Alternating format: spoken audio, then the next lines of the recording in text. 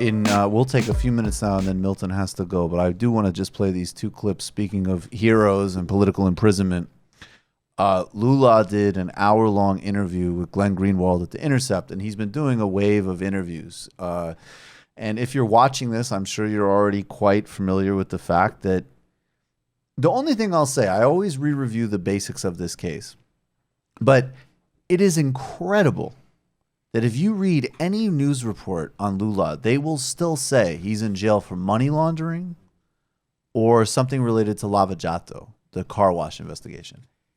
And literally, this is not a debate. He is in jail because there is a claim that he took a middle-class seaside apartment. That evidence of that claim is testimony from one executive who was held in preventative detention. So in other words, did not give this testimony until they could not leave prison unless they did that testimony. That's what he's in jail for. You can believe whatever you want about this guy's supposed corruption, but you cannot claim that he is in jail related to these big melodramatic charges. He's not. That is an objective fact.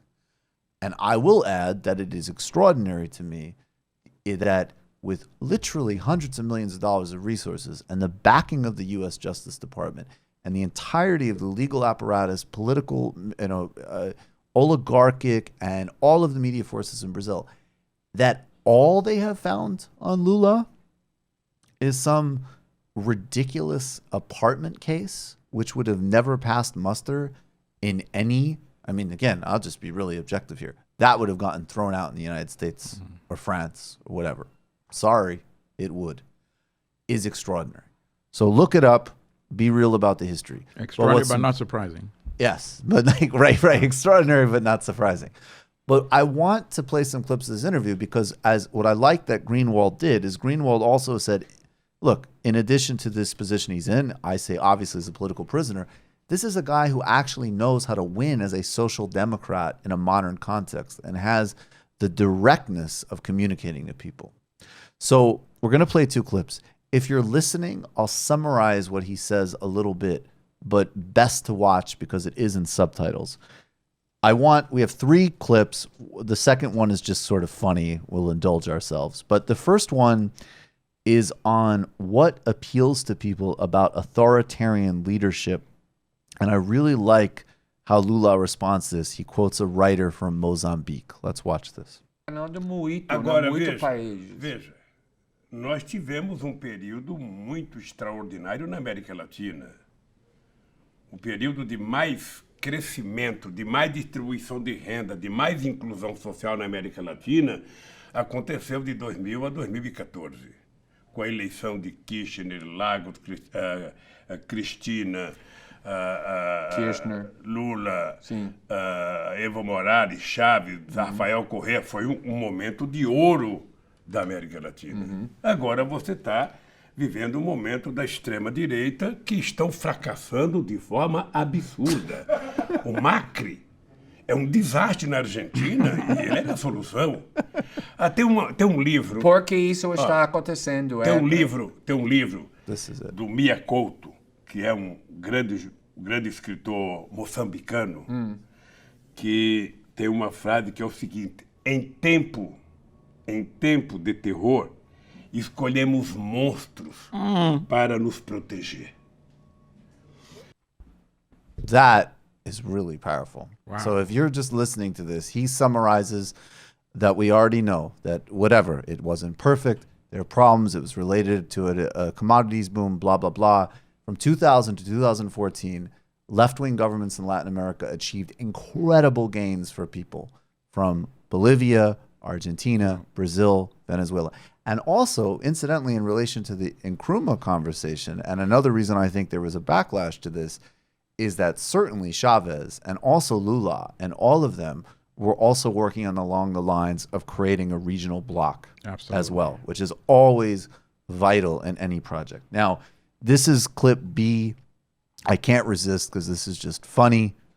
This is Glenn Greenwald is really trying to zero in here on what happened, and particularly why people would flip from, say, voting for Lula and Rousseff, then voting for Bolsonaro, or voting for Obama and then voting for Trump. I actually think, I'm not playing this just because it's funny, although mostly it is why, but I do think people also have to remember that for all these ideological conversations, sometimes people win or lose, and I know I always say this, because they're good or not at politics. True. Barack Obama, I have totally different politics than Barack Obama. He's undeniably a profoundly powerful politician. Anybody would deny that as being ridiculous. True. JFK, right-wing Cold Warrior in my mind. Incredible politician. True. So Lula is going to talk about Hillary Clinton here, and he's going to drop another dose of reality about why something might have happened in 2016, and it's quite funny. Eu conheço razoavelmente bem a Hillary Clinton. Era muito fácil você encontrar uma pessoa mais popular do que ela. Para ganhar. Ela não era uma figura simpática. Então, se deveu ao fato dele ter um discurso correto. Wow. Wow. Wow. I love that he just said, Glenn. I knew Hillary Clinton pretty well. Unvarnished. Yeah. Wow. It would have been very easy to find someone more popular than her. She does not have an appealing personality. When was this interview? 2 weeks ago. Wow. From prison, there's his guard, his thug is right there in the Yep. corner watching him. And I just also want to say for people who, and maybe I should, maybe we should be more attentive to this. But if you are going to, first of all, he praises Christina Kirchner a lot in this interview, which is one thing. But if you're going to get into, Lula's dismissing an important woman politician, Lula at another point in the interview, and clearly does not have the politics of Angela Merkel, but he mentions Angela Merkel and he says, Angela Merkel, a very strong politician. So he's talking about Hillary Clinton. Right. And that's a beautiful burn. Now, there's one more section here that we'll play. And this is important, I think, because this explains the other dimension. And usually we talk about class as an economic function, which it is in Marxian terms, but it is also related with these social prejudices. And it's so exemplified in Brazil.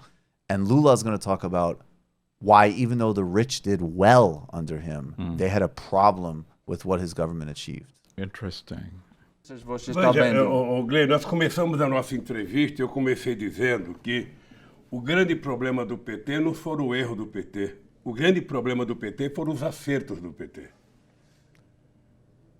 Ou seja, na América Latina, toda vez que apareceu um presidente que tentou fazer política social, ele foi derrubado. Todas as vezes. A elite brasileira e a elite de outros países não aceitam uma política de desenvolvimento que tem inclusão social. Então, o PT conseguiu fazer, isso não é dito por mim, é dito pela ONU. O PT conseguiu fazer a maior política de inclusão social da história deste país. É importante lembrar que no nosso governo foi o único momento na história em que os mais pobres tiveram um crescimento percentual acima dos mais ricos. Não que os ricos não ganharam, mas que os pobres cresceram percentualmente mais. Foi a única vez e começou a incomodar. Você deve ter ouvido no aeroporto do Galeão, no aeroporto de Congonhas, o aeroporto parece uma rodoviária. Tá cheio de pobre aqui andando, gente que não sabia nem frequentar aeroporto. Então, por que That the rich said the airports are starting to look like a bus station with all of these poor people around. That when we talk about backlash politics, and he also does talk about the workers who get seduced by fascism, and that quote is so powerful. When people are terrified, they elect monsters to protect them. People need to take that in. And the economic reasons, and then the reasons of just base bigotry, which are very prevalent in Brazil. Obviously, he talked about that. He said at one point, he goes, Glenn, we ended slavery 100 years ago. He says that. But the other part too of this identity politics is the resentment of the rich particularly I must say in a place like Latin America, Yeah. is very prominent Yep. of the notion that even if we still have all of our privileges, that others How who are dare you. how dare you, and how dare Lula, who doesn't have a finger because he's a metal worker, and apparently I wouldn't know obviously, but he speaks in improper Portuguese, but is, by the way, more intelligent, more charismatic, more popular, more strategic than them. They hate that, Then all the elite, right? and who got to be at the airport. So I just wanted to share that. I thought that No, was that's very wonderful. powerful. That's just great. This is my first time watching this. It's tremendous. It's an honor to have you. Thank you so much. I Hey. know we have to let you go. I hope you'll come back again Of very course. soon, please. Of course. Always happy to be here. And please, we tell all the ways. I know obviously you're on Twitter, which people can follow, but we Yes. tell all the ways that people can follow and connect Yes, with you. And it's at Allimadi. Please follow me on Twitter. Anybody that wants to send me an email, mallimadi@gmail.com. MALLIMAD like David I @gmail.com. and Black Star News, Blackstarnews.com. blackstarnews.com. Yes. And we are going to talk one day. We have to make a Milton Allimadi podcast happen. We must. We absolutely We must. shall collaborate. Stay strong, Thank bro. you so Peace and much. blessings. You've just watched a Michael Brooks show video, and you can watch all of our full main live shows every Tuesday night at around 7 p.m. Eastern Time, and subscribe to get all of the clips you want. We're covering the globe. We're focusing on international relations, the intellectual dark web. We're having fun. We're doing deep dives with a lot of amazing guests. Of course, become a patron for the whole thing at patreon.com/TMBS, or subscribe to this YouTube channel and help us keep growing and get that content out there. Subscribe below.